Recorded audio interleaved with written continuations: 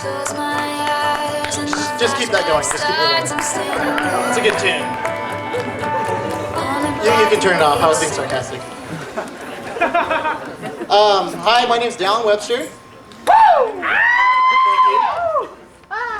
you. We did this last year. It was a lot of fun. Without really going too far into my bit, I just want to say, preface one thing. I literally think that everything I'm about to say tonight is funny. Including that. And I have nothing to prove to you people. I recently started a blog. Few of you may know about it. Most of you have no idea I have one. You do now. It's called the Webster's Chicktionary. It's basically chicken soup for the bachelor's soul. It's real life stories from my life. I can't make up anybody from anybody else's. And I take a similar approach in my comedy. A lot of the stories I share in my blog, I share also on stage. I did this last year, and a lot of people have found my life events literally laugh out loud funny.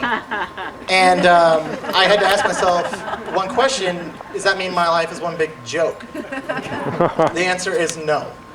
I believe that my life has been a beautiful tapestry of warmth and laughter. And a few of the things that have contributed to my life are road trips, my wonderful family. Let's hear it from my family. Curious and intriguing conversations with women.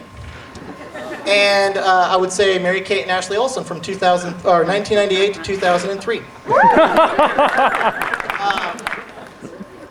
Last summer, summer right now is underway. It's getting hot outside. We're getting some swim going, and my friends went to the river today.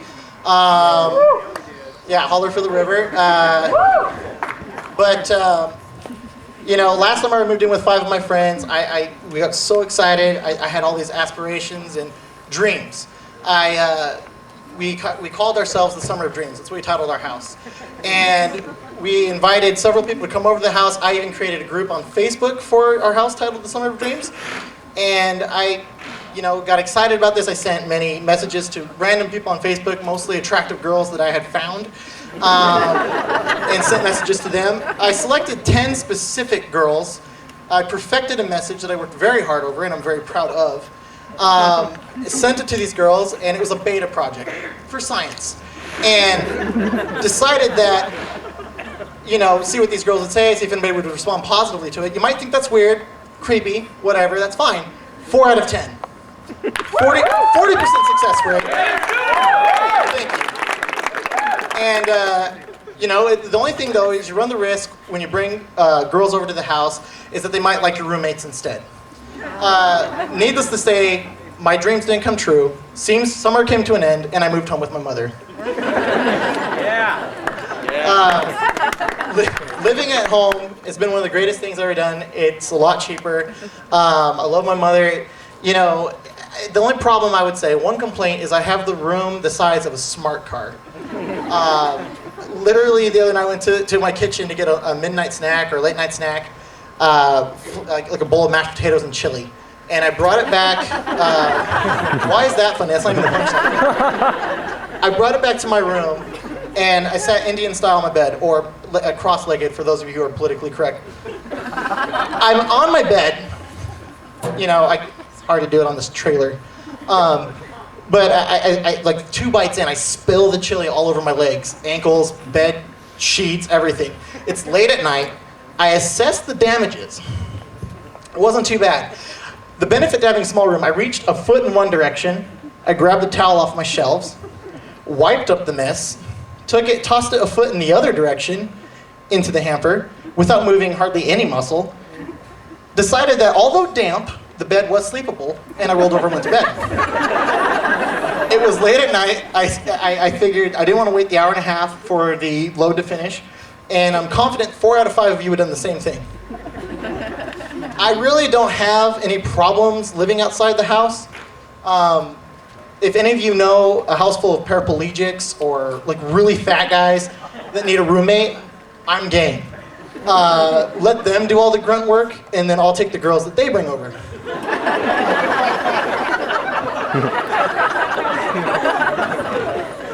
My apologies to those of you who fit that category.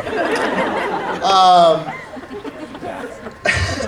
would like to take a minute to just speak to the women tonight. Guys, I know you wanted me to talk to you.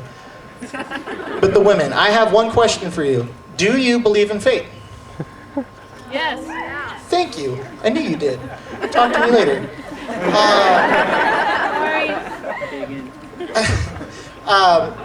You know, if you believe in fate, you believe in love, and that's just the thing of it is, I have a topic near and dear to my heart. It's the perfect woman. The perfect woman would come talk to me. She would make the effort. She would come up to me and, you know, ask me about my day, and you know, I can carry a conversation. That's fine. Careful, pal. And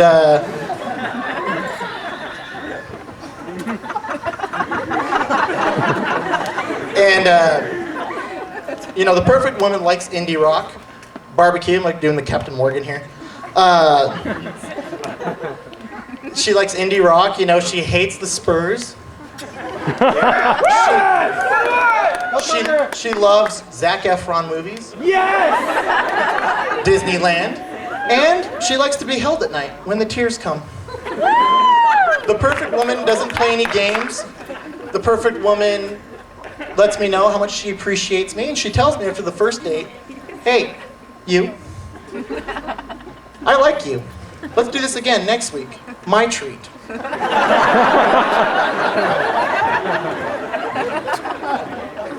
You know, if you're sitting out there tonight, lady, and you think, ladies, and you think to yourself, I have a hard time pronouncing ladies on stage, I get nervous.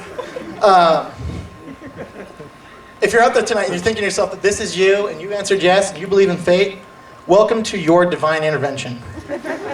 Unless you're ugly. Or if you have nubs for arms. I'm kidding. I'm totally kidding. Imagine if there was a girl here tonight that didn't have arms and she started to cry. Poor thing wouldn't even be able to wipe her own tears.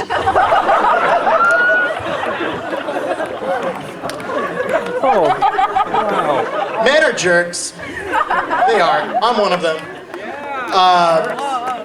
Women are crazy, conflicted, and you know, just crazy and conflicted. That's all I can say. But men are jerks. And let me just finish with one little quick story about my life. I took a girl to a dance once. It was homecoming. I liked school dances in high school. I spent lots of money.